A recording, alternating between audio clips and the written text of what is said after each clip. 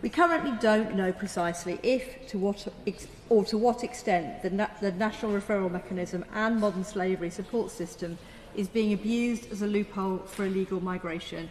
When people suggest that it is, we're told we don't have any evidence for this. Why don't we have this evidence? Because the government doesn't publish any. I laid out the statistics that underline my concerns in earlier debates, so I won't repeat them. And of course, it's not in the interests of charities or those working with victims to agree that the system could be being abused. But, my Lords, surely it should be the duty of the government to be able to demonstrate that public money is being well spent, and moreover, that we know who is a genuine victim and who isn't. I would hope that any minister serving in the Home Office would actually welcome this amendment so that they can hold operational departments to account for their performance. And if it is the case that nobody is abusing the system, of course everybody would be very pleased and satisfied. But the current approach of the government does seem, I'm afraid, to be to hope that we just give up asking those difficult questions.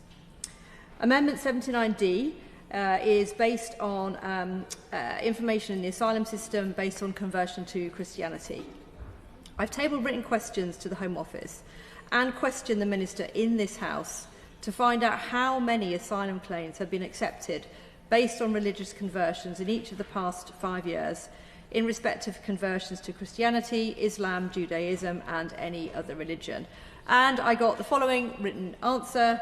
I quote, "The requested information being accepted based on religious conversion is not available from published statistics, and the relevant data could only be collated and verified for the purpose of answering this question at disproportionate cost." End quote. I have discussed this amendment with the Anglican Bishop Matthew Firth. He has spoken out about this topic a number of times after he was brave enough to come forward and say that he's seen extensive cases of abuse of Christian baptism in the church by male asylum seekers. He described people coming to him in his former parish church in Darlington, representing groups of asylum seekers, saying these people need to be baptised. And in giving evidence to the Home Affairs Select Committee in March 2024, he stated that the vast majority, if not all, of the people seeking asylum who were coming to him for baptism were doing so after having already failed in their initial asylum claim.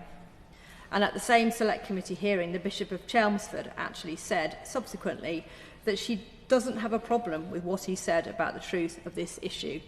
He further tells me that a number of Church of England clerics have contacted him to say that what he observed in Darlington is happening across the country in their parishes too.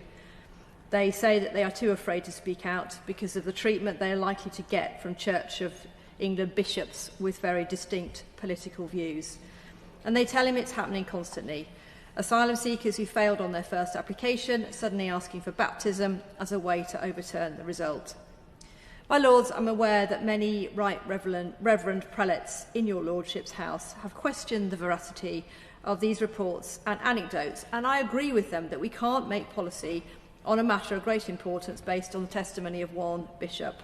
And that's why I ask that the government looks again at its processes and takes steps to collect detailed data that can be used for robust scrutiny. I beg to move both amendments.